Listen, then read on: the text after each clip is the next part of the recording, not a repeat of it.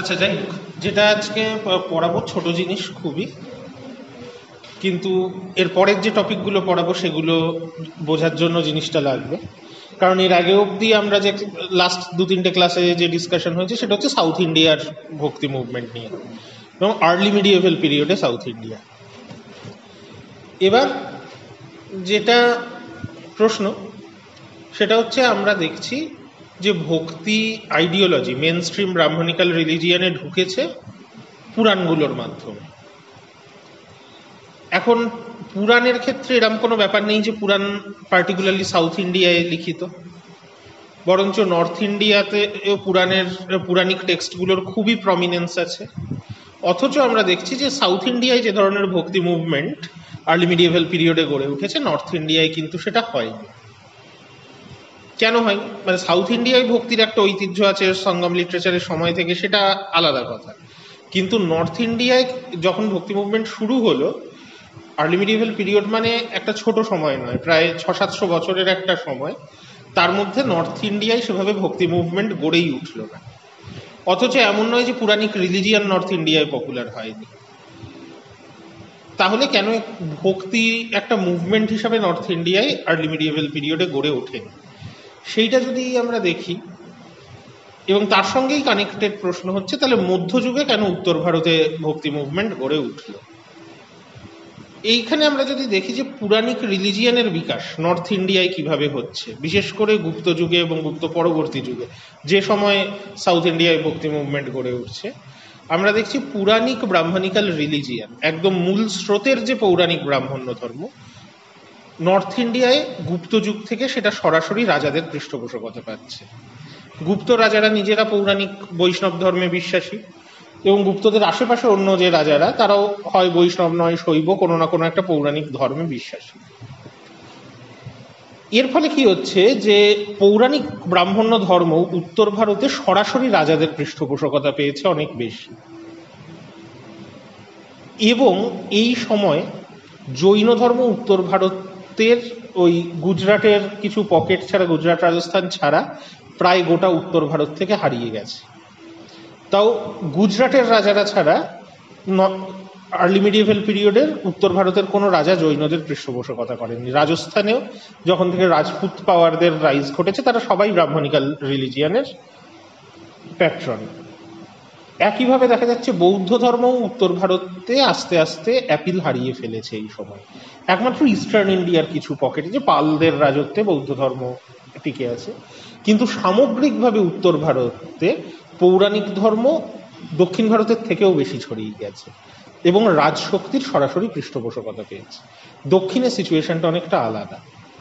দক্ষিণে আমরা দেখছি জৈন ধর্মের কিন্তু একটা খুব প্রমিনেন্ট প্রেজেন্স আছে কর্ণাটক বা অন্যান্য অঞ্চলে, এবং বৌদ্ধ ধর্ম অন্তত শঙ্করাচার্যের উত্থানের আগে পর্যন্ত বৌদ্ধ ধর্মেরও একটা প্রমিনেন্ট জায়গা দক্ষিণ ভারতে ছিল।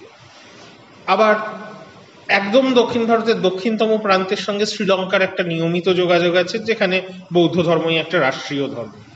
তো দক্ষিণ ভারতে কিন্তু অনেক বেশি বৌদ্ধ জৈন ধর্মের সঙ্গে প্রতিদ্বন্দ্বিতা করতে হয়েছে পৌরাণিক ধর্মকে, এবং এই প্রতিদ্বন্দ্বিতার একটা ব্যাপার হচ্ছে সাধারণ মানুষকে অ্যাট্রাক্ট করার ব্যাপার। উত্তর ভারতে যেখানে সাধারণ মানুষের কাছে বৌদ্ধ জৈন ধর্মের পপুলারিটি এমনিই কমে গিয়েছিল এবং রাজারা ব্রাহ্মণ্য ধর্মকেই পৃষ্ঠপোষকতা দিচ্ছিলেন, তাই সাধারণ মানুষকে ইন্টিগ্রেট করার জন্য তো পুরাণিক সিস্টেমটাই তৈরি হয়েছে, কিন্তু তার বাইরে ব্রড বেসড মুভমেন্টের প্রয়োজন হয়নি। দক্ষিণ ভারতে কিন্তু সাধারণ মানুষকে আকৃষ্ট করার জন্য পৌরাণিক ধর্মকে বৌদ্ধ জৈন ধর্মের সঙ্গে অনেক বেশি কম্পিট করতে হয়েছে, এবং সেখানে সাধারণ মানুষের ভাষায় সহজভাবে ধর্মকে পৌঁছে দেওয়ার একটা তাগিদ দেখা গেছে, যেটা আমরা ভক্তি পোয়েটদের দেখছি যে তারা তামিল ভাষায় বা কন্নড় ভাষায় কবিতা লিখছেন। ছিটকিনি দিয়েছে নাকি?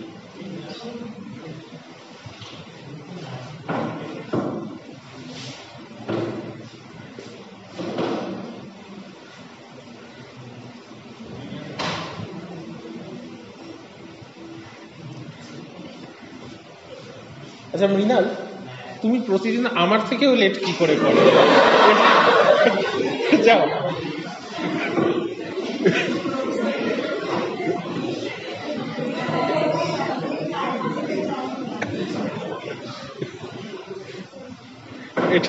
যাই হোক, কি বলছিলাম যে হ্যাঁ, তো দক্ষিণ ভারতের ক্ষেত্রে আর্লি মিডিয়েভাল পিরিয়ড এখানে এই ব্যাপারটা হয়েছে, কিন্তু এই সিচুয়েশনটা বদলে যাচ্ছে উত্তর ভারতে যখন ইসলামিক ইনভেশন শুরু হচ্ছে।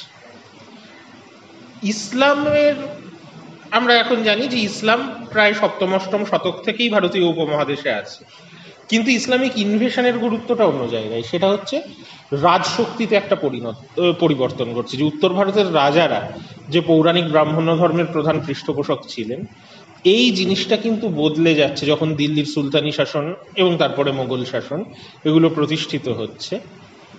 তাহলে প্রথমত হচ্ছে, প্রথম যখন ইসলামিক ইনভেশন আসছে তখন বিভিন্ন ধর্মের উপরেও, দরজাটা একটু শিখিয়ে দিল, তখন বিভিন্ন ধর্মের উপরেও আক্রমণ হচ্ছে, যে বৌদ্ধ বিহার কিছু কিছু ধ্বংস করা হচ্ছে, হিন্দু মন্দির ধ্বংস করা হচ্ছে। সেটা এক ধরনের জিনিস, সেটা খুব বেশি দিন হয়নি। একটা টাইমের পর মুসলিম রুলাররাও সেটেল ডাউন করে যাচ্ছেন এবং তারা যে খুব রেগুলার হিন্দুদের বা বৌদ্ধদের উপর আক্রমণ করছেন সেরকম না।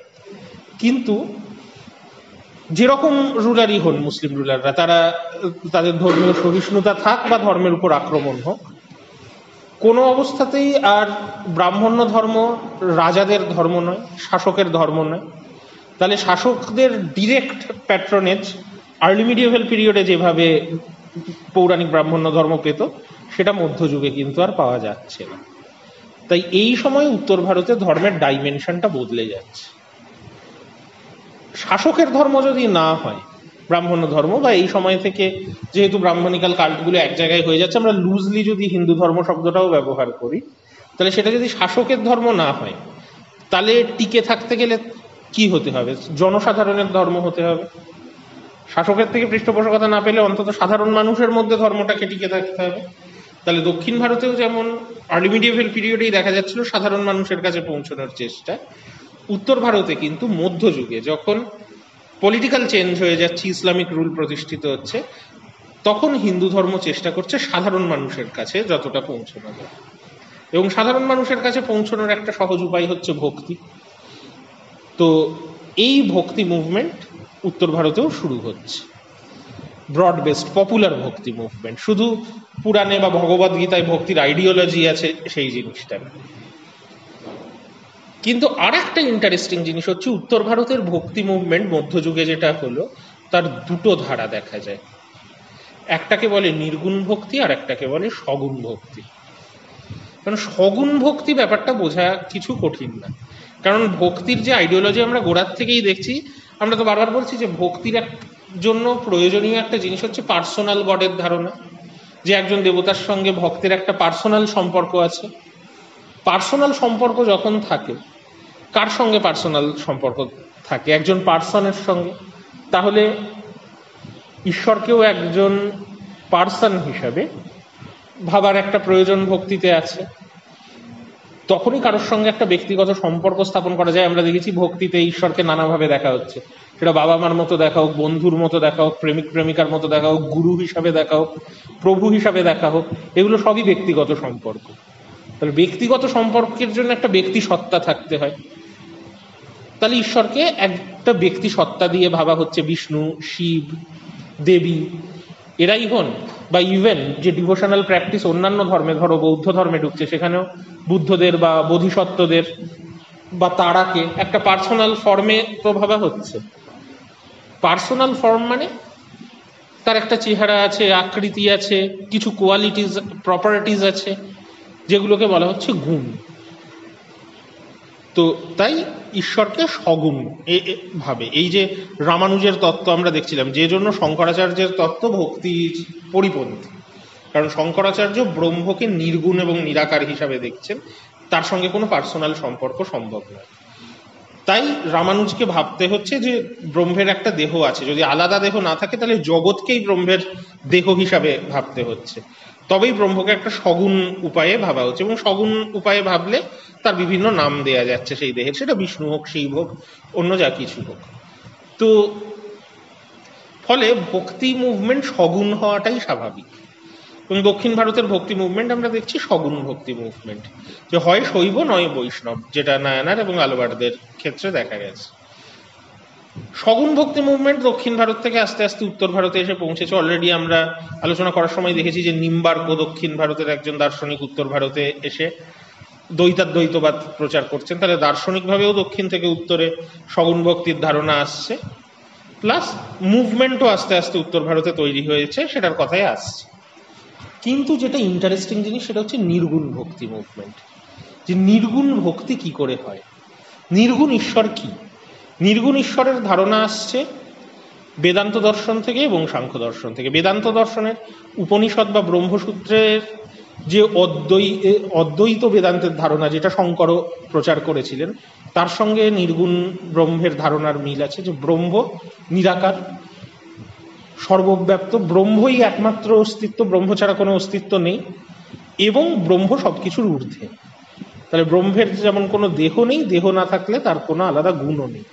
এই গুণ কথাটা যখন বারবার ব্যবহার হচ্ছে, তখন সাংখ্য দর্শনের কথাও আমাদের ভাবতে হবে, শুধু বেদান্তই নয়, কারণ গুণের কনসেপ্টটা এসছে সাংখ্য দর্শন থেকে। যে সাংখ্য দর্শন বলে সবকিছু তৈরি হয়েছে দুটো প্রিন্সিপালের মিলনে, পুরুষ এবং প্রকৃতি। প্রকৃতি হচ্ছে এই জগৎকে যা পরিচালনা করছে, জগতের চালিকা শক্তি, এবং প্রকৃতির থেকে তিনটে গুণের সৃষ্টি হয়, সত্য, রজ এবং তম। যে গুণগুলোই যে সমস্ত জীব যারা দেহ ধারণ করছে তারা কিভাবে কাজকর্ম করে, এই তিনটে গুণের ব্যালেন্সের দ্বারা সেটা পরিচালিত হয়। যে সত্য হচ্ছে পজিটিভ কোয়ালিটি, রজ হচ্ছে এনার্জেটিক কোয়ালিটি, এবং তম হচ্ছে নেগেটিভ কোয়ালিটি। এই তিন ধরনের গুণ প্রকৃতি থেকে আসে। তার মানে সাংখ্য পুরুষ আর প্রকৃতি দুটো প্রিন্সিপাল বলেছে, গুণ কিন্তু প্রকৃতির প্রিন্সিপাল। পুরুষের কোনো গুণ নেই, পুরুষ নির্গুণ, এবং নির্গুণ বলেই তার আলাদা করে দেহও নেই। পুরুষ কিন্তু ইনঅ্যাক্টিভ, অ্যাক্টিভিটি তৈরি হয় প্রকৃতির জন্য। পরবর্তীকালে যখন বেদান্ত আর সাংখ্য অনেকটা মিলে গেছে, প্রকৃতির প্রিন্সিপালটা ততটা আর গুরুত্ব পায়নি, কিন্তু সাংখ্যর পুরুষের মতো করেই বেদান্তর ব্রহ্মকে ভাবা হচ্ছে, যে নির্গুণ, এবং তিনটে শব্দ ব্যবহার করা, নির্গুণ, নিরাকার, নিরঞ্জন। নিরাকার মানে যার আকৃতি নেই, নিরঞ্জন মানে যাকে চোখে দেখা যায় না, নির্গুণ মানে যার কোনো গুণ নেই, অর্থাৎ সত্য, রজতম এই কোয়ালিটিগুলো নেই। কোয়ালিটি না থাকা মানে সে কোনো অ্যাকশনও করবে না, কারণ যে কোনো অ্যাকশন তো কোনো একটা গুণের দ্বারা চালিত। তাহলে ডিরেক্ট কোনো অ্যাকশন কিন্তু ব্রহ্ম বা পুরুষ এরা করে না। তো এই নির্গুণ ঈশ্বরের ধারণা তো আছে, সেটা তো শঙ্করাচার্যের ধারণার মধ্যেও আছে, কিন্তু সেটা ভক্তির ধারণা কি করে হলো, এইটা একটু অদ্ভুত একটা ব্যাপার, অ্যাকচুয়ালি হওয়ার কথা না। এখানেও উত্তর ভারতের মধ্যযুগে কেন নির্গুণ ভক্তির একটা বড় ধারা হয়ে উঠল, এর পিছনেও ইসলামের সঙ্গে ইন্টারঅ্যাকশনের একটা ভূমিকা থাকতে পারে। এখানে দুরকম জায়গা আছে, ইসলামের সঙ্গে ইন্টারঅ্যাকশনে দু ধরনের প্রভাব পড়ছে হিন্দু ধর্মের উপর।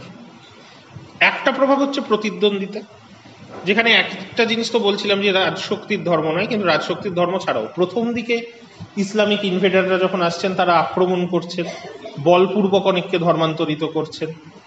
তারপর দেখা যাচ্ছে যখন মুসলিম শাসকরা এদেশেই থেকে যাচ্ছেন এবং এদেশের সমাজের সঙ্গে অনেকটা মিশে যাচ্ছেন, তখন খুব গায়ের জোরে ধর্মান্তরিতকরণের ঘটনা বেশি ঘটছে না, অল্প কোথাও কোথাও ঘটছে না, একদম তাও নয়, কিন্তু সেটা খুব বেশি ঘটছে না। কিন্তু তার বাইরেও অনেক মানুষ কিন্তু ইসলাম গ্রহণ করছেন। কেন গ্রহণ করছেন? তার একটা কারণ হচ্ছে বর্ণজাতি ব্যবস্থা। যে বর্ণজাতি ব্যবস্থায় আমরা দেখছি যে নিম্ন বর্ণের ধর্মীয় অধিকার, এমনকি পৌরাণিক ধর্মেও ততটা নেই। হ্যাঁ, পৌরাণিক ধর্ম আগের থেকে বেশি স্পেস ক্রিয়েট করেছিল, কিন্তু আমরা দেখেছি যে পৌরাণিক ধর্মেও ব্রাহ্মণদের নেতৃত্ব থাকছে, বা পুজো করাবার যে কাজ, সেটা শূদ্ররা বা নিম্নবর্ণরা বা যাদের অস্পৃশ্য বলা হচ্ছে তারা পাচ্ছেন না।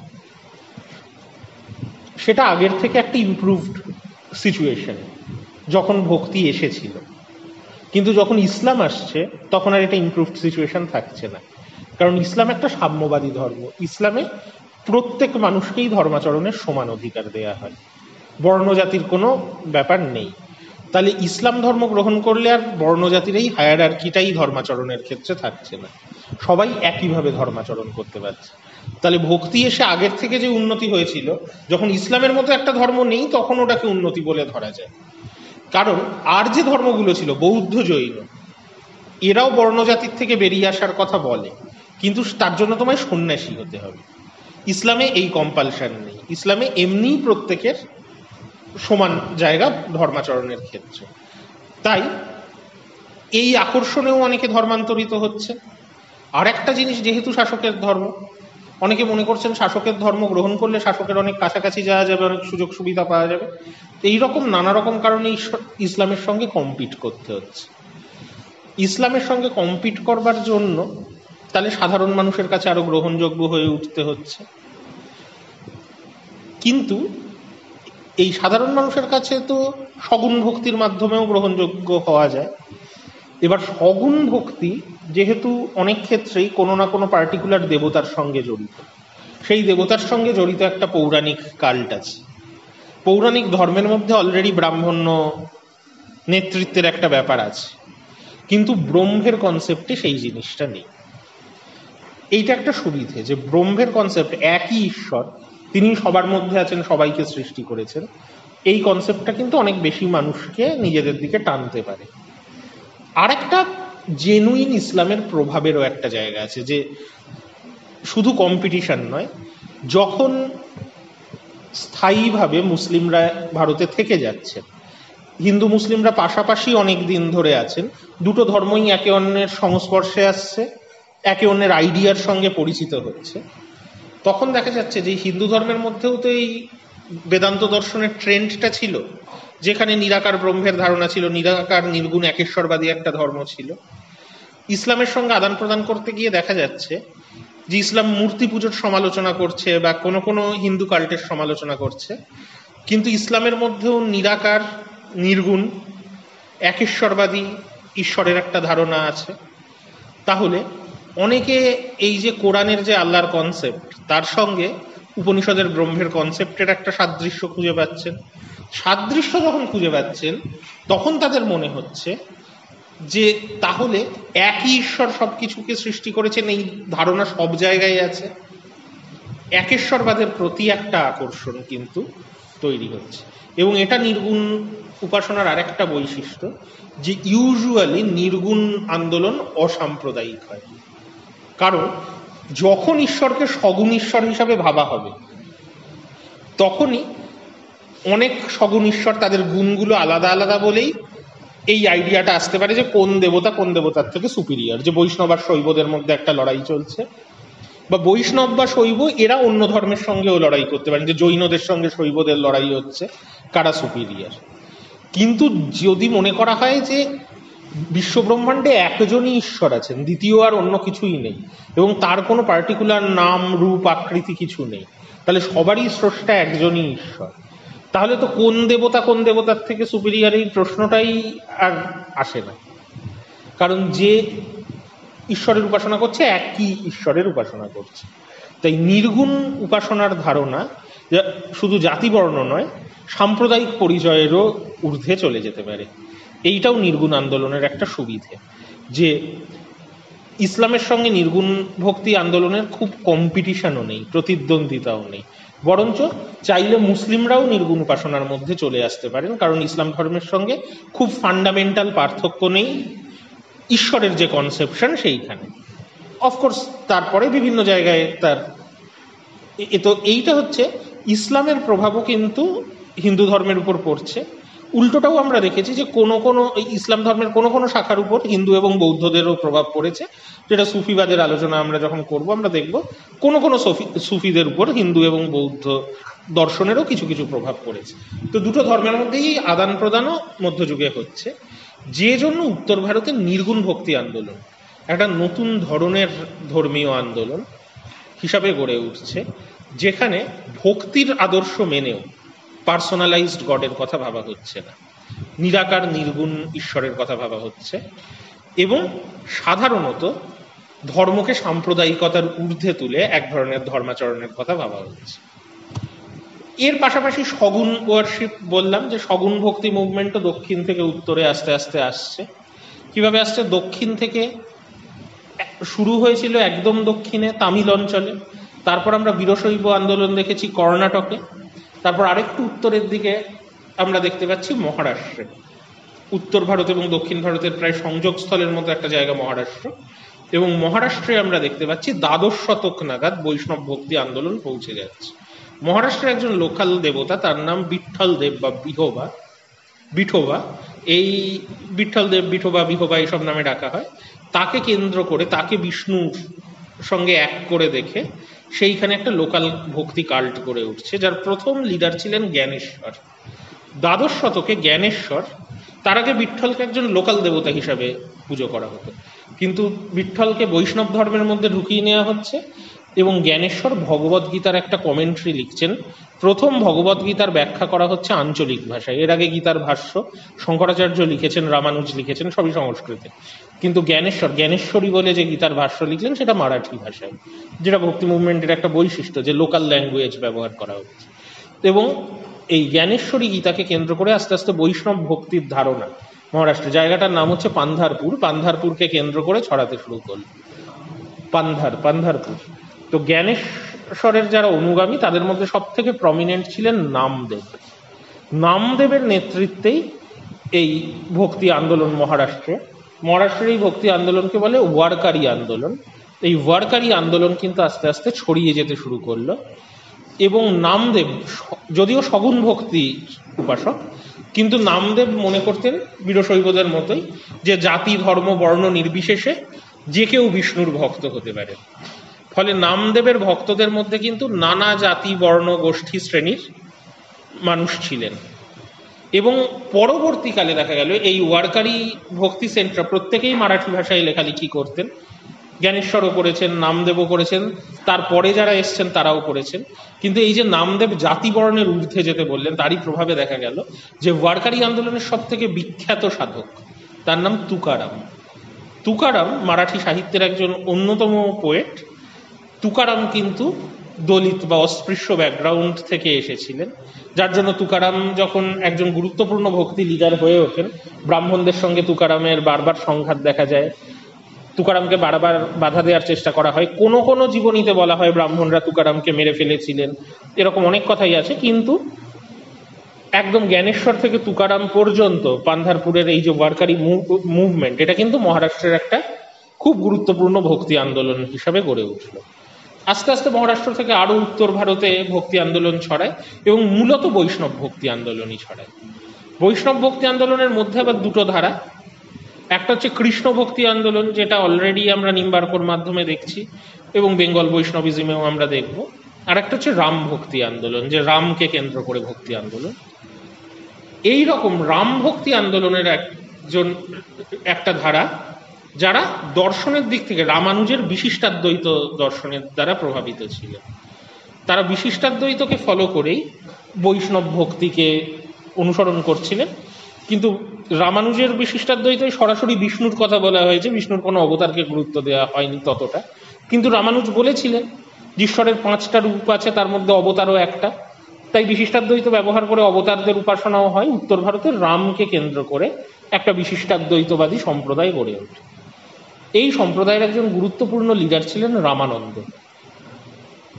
এই সম্প্রদায়ের বিশিষ্টাদ্বৈতবাদী দার্শনিক যিনি এই মতটা প্রচার করেন, তার নাম রাঘবানন্দের শিষ্য ছিলেন রামানন্দ।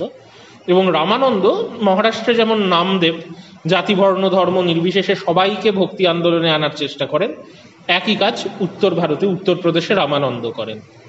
এবং রামানন্দের যে আন্দোলন, সেই জন্য রামানন্দ তার শিষ্যদের সবাইকে নিয়ে একসাথে বসবাস করা, এক জায়গা থেকে খাবার খাওয়া, অর্থাৎ অস্পৃশ্যতা বিরোধী এবং জাতিবর্ণের ধারণা বিরোধী নানা রকম সিদ্ধান্ত নেন। ফলে রামানন্দের ভক্তদের মধ্যে কিন্তু নানা রকম শ্রেণীর থেকে মানুষরা আসেন, বিশেষ করে যাদের ধর্মাচরণের কোনো অধিকার দেয়া হতো না, অস্পৃশ্য বলা হতো, যেমন চর্মকার বা চামার কাস্ট গ্রুপ যাদেরকে বলা হয়। এই কাস্ট গ্রুপের একজন মানুষ ছিলেন রবিদাস বা রুইদাস, যিনি রামানন্দের অন্যতম শিষ্যে পরিণত হন। এইরকমই সাধনা বা শরণ বলে একজন কসাই, সেন বলে একজন নাপিত, এরা সবাই রামানন্দের শিষ্য হন এবং পরে প্রত্যেকে নিজেরা গুরুত্বপূর্ণ ভক্তি টিচার হন।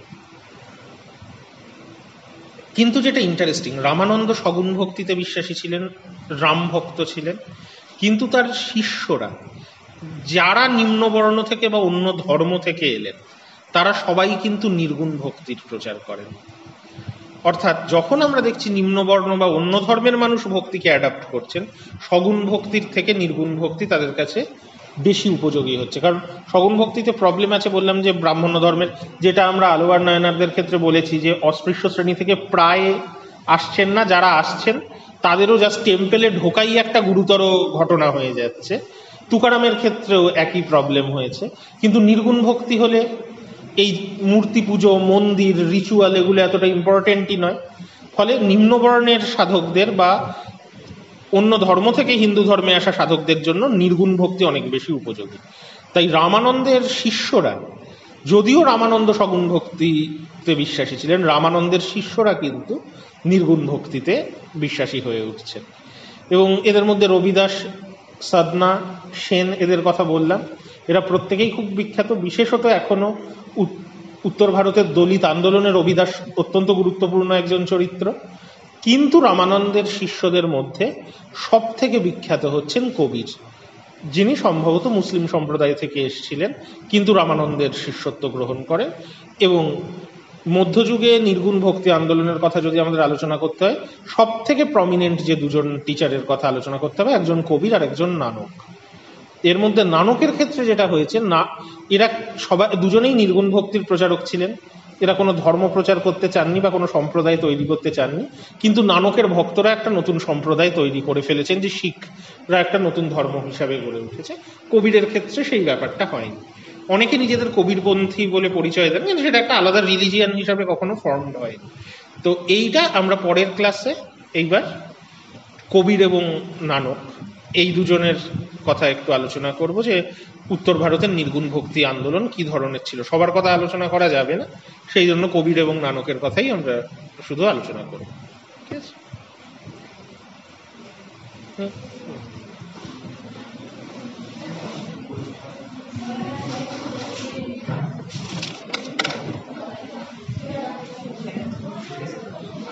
হ্যাঁ, বলো।